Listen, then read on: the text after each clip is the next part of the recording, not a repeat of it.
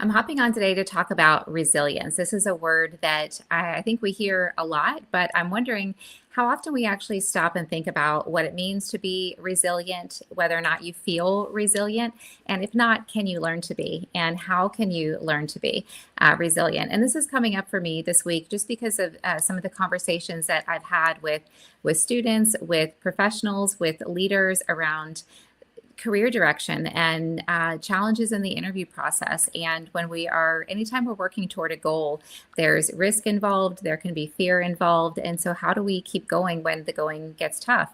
And in organizations and at work, there's often change. That's the one constant. We often hear people put it that way, that the one thing that remains is change. And so with that, there can be stress. And I think that resilience ties hand in hand with motivation. And so I wanted to hop on and talk about it today. And so what we're going to talk about is what resilience actually is and why it matters, both for leaders and for teams. And I'm going to give you three simple ways that you can start building resilience. And I know that you already have it, and we're going to talk about it too. But the tips that I'll share are also backed by research, and I've been incorporating them in my coaching program for years now as well. So stick around, even though it's Halloween, because I'm going to leave you with some takeaways. Or of course, you can watch the replay, and I'd love to hear your thoughts and feedback. So first, what is resilience? Let's define it very clearly, because resilience, it's not the absence of struggle. It's instead the ability to adapt and to recover and to grow through change and challenge coming out stronger than before. And so resilience is improving, and we always want to be improving. There's always room to grow and improve. So we want to strive for improvement, not for perfection. And resilience is part of that. And so resilience can mean adapting to change if your organization is going through a lot of changes, or maybe you are an entrepreneur and you are setting out to achieve your business goals or start a new business. And we're going to run into those times where we start to question, should I give up? Should I turn around? Do I have something to offer here? But sticking with it, when you know you have purpose, when you know you have value to bring, ultimately is going to pay off, and resilience is required for that. And so as a leader, for example, let's talk about resilience and leadership. A lot of times when I'm talking with leaders, they'll share that as part of their role, they feel like it's their job to shield some of the stress from their team, not be transparent. They want to be transparent and share the expectations, maybe the changes that are coming. But as a leader, we can sometimes feel the stress from higher level leadership, but we don't want to bring that stress and put it on our team. And so I hear leaders talk about this a lot. And so resilience in leadership is being able to think with a clear mind, and to help to ease the stress of your team. And it involves communicating effectively, communicating the changes, and encouraging your team through the changes, and helping them to shield some of that unnecessary stress. And as for team members and individuals, resilience helps us to build trust. I think first, trust within ourselves. If you think of a past time where you came out on the other side of something challenging, you overcame a challenge, you achieved a goal. Well, this is demonstrating resilience. And if you have examples of that, and I know that you do, and we'll talk about that, well, then you're going to trust yourself that you can adapt, you can come out stronger during times of change. And we want team members like that, team members that are confident in their abilities and in our abilities. And so when it comes to resilience and trust, I think it starts with first trusting yourself and being able to be adaptable. And these are all qualities that organizations want, and team members want to be around other positive, resilient people. And so why does it matter? It's not just me talking about this. Research talks about resilience as well in helping improve performance and engagement. And there's actually data that shows resilience predicts better performance and engagement at work. And there are also health benefits to being resilient. If you are adaptable and you're able to handle stress better, and you're taking better care of your mind and your body, then you're more likely to be resilient. And it makes sense, because if we are able to focus and think clearly during times of stress, how we do anything is how we do everything. So if you can stay calm during stressful times in your personal life, you're going to carry that over into work. And taking care of better care of yourself physically is going to help contribute to your performance at work. Getting better sleep and better mental health is going to improve your focus, and so that's going to help you also to be resilient at work. And team resilience, teams that are resilient, rather, also the research shows perform better under stress. I'm sure you can think of a time where, maybe your company changed the compensation plan. This always brings stress to sales reps. I understand. I've been there myself. Or maybe your organization is launching a new product or acquiring a new company. Well, this causes stress, and we need to be adaptable. We need to be able to be resilient and move through the change so that we can continue bringing value to ourselves and to the organization. And also, this is encouraging. Research shows that resilience can be developed through mindfulness practices, through cognitive reappraisal. So remembering some of your achievements, and we'll talk about how a key way to do that. And then also self-reflection, introspection.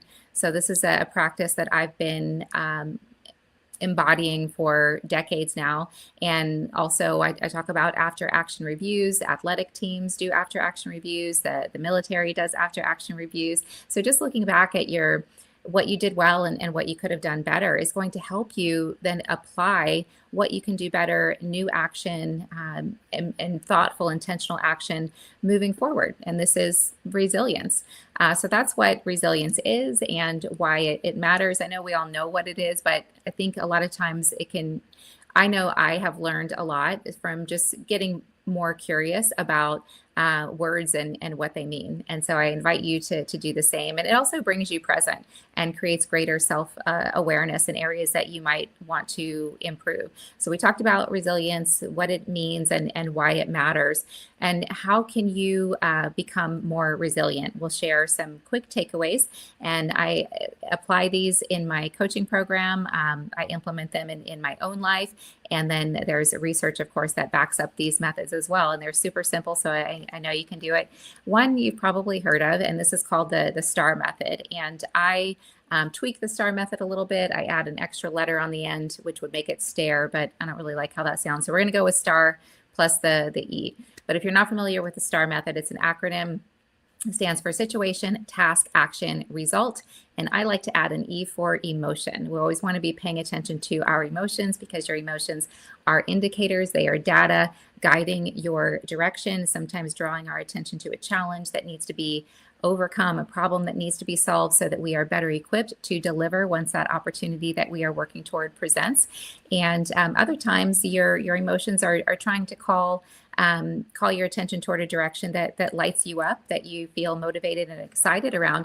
Why? Because you have something to offer there. You have value to bring there. So we always want to be paying attention to our emotions, and how you're feeling is going to strongly influence your mindset. And so the S.T.A.R.E method plus the paying attention to your emotions can help with that as well. So you've probably heard of the S.T.A.R.E method when it comes to interviewing. A lot of times hiring managers want to hear you share your examples of past wins and maybe undesired outcomes using the S.T.A.R.E format. And so it's situation, task, action, result. So I invite you to think of a past achievement, and what was the situation? What was, just kind of think back to first how you felt at the start of the situation, and what was the situation, and what was the emotion that you were feeling, and then what was the task, what was the goal that you were setting out to achieve. Maybe it was a goal that you wanted to reach. Maybe the goal was overcoming a challenge. And then what were your action steps? What did you do? And then what was the result? And then, very important, how did you feel? And you can take and apply this method to your achievements and also to those undesired outcomes. And then you can do a little after action review. All right, well, this was my mindset, and my mindset led to these actions. Well, these actions led to me achieving my goal. And so this is a way that you can demonstrate to yourself, you can prove to yourself that you are resilient. And just by reminding yourself, you know what, I got through this challenging time, or I achieved this big goal, I know that I can do the next thing. And so the STAR method is a great way. It's a great way to elevate your state of mind. It's a great way to prepare for interviews so that you are not only ready to articulate and have practice the answers to, we can't always know what the interviewer is going to ask, but likely they're going to ask about some of your achievements and maybe some of your past undesired outcomes. And what did you do? And what did you learn? And how are you now applying what you learned? So it can help you, this method can help you practice and prepare for the interview, but it also makes the preparation fun because it elevates your state of mind. It gets you feeling good. It elevates your confidence. And in terms of what we're talking about today, you prove to yourself through doing your own science experiment that you are, in fact, resilient. And you always want to be paying attention to your emotions. So, after you achieve something that was difficult, then you prove to yourself that you can do it, and that feels really good. But get some other adjectives in there as far as emotions that you felt. And then if it was an undesired outcome, how did you feel at the start, and how did you feel at the end, and how did your emotions influence your action? So there's a lot of value in doing this exercise. But for what we're talking about today, the STAR method can really help you prove to yourself that you are resilient. And I know that you are, even if I don't know everybody that's watching, even if you don't always feel, or maybe you don't feel like you're resilient right now, but there are goals that you have achieved. There are challenges that you have overcome. And there's so much empowerment in reminding yourself of what you have done. And that elevates your state of mind to believe in what you can do. And that's motivation. And that's a key part of resilience. All right, so that's takeaway number one.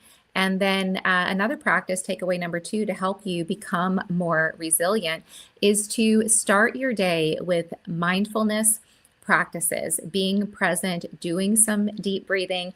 And it doesn't have to be 15 minutes. If 15 minutes, it feels daunting. Do what you can. Instead of focusing on what you can't do, well, I don't have time for this. What do you have time for? What can you do? So even if it's just a few minutes, even if it's just 1 minute of paying attention, focusing on your breath, doing some deep breathing in the morning.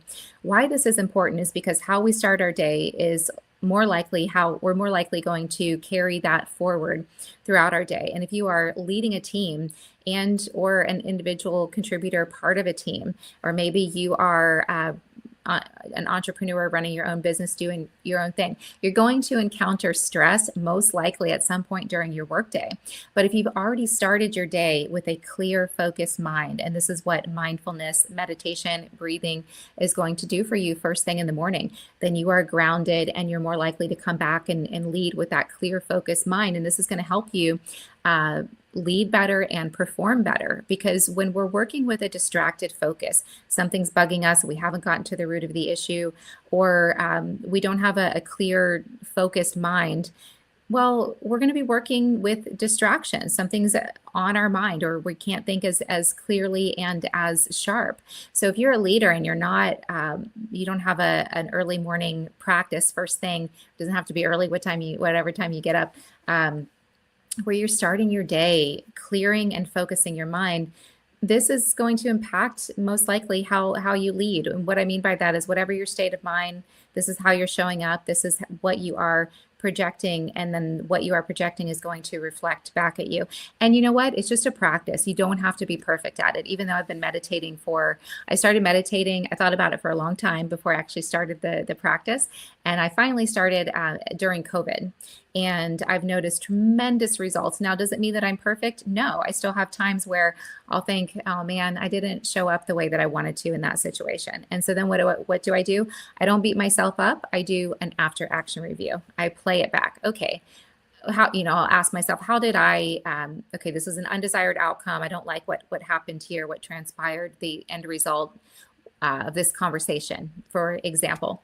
All right, well, what did I do to contribute to that undesired outcome? Okay, now what state of mind, what emotion contributed to that? And now, what can I do moving forward? But so while I'm not perfect at it, even though I've been practicing meditation for, I guess we're going on 6 years now, I've had tremendous improvement in how I show up and in feeling clear and focused and having a sharp mind. And we're going to be different day to day. But start trying now. If you're not already implementing your morning with if you're not already starting to implement mindfulness practices first thing in the morning, start. You're going to notice tremendous differences, I promise. And then the final takeaway, this one's super fun. I talk about it a lot in my coaching program and in my workshops, and research backs this up as well. But the way I frame it is maybe a little bit different. But 3 Qs, we'll call it, of self-awareness.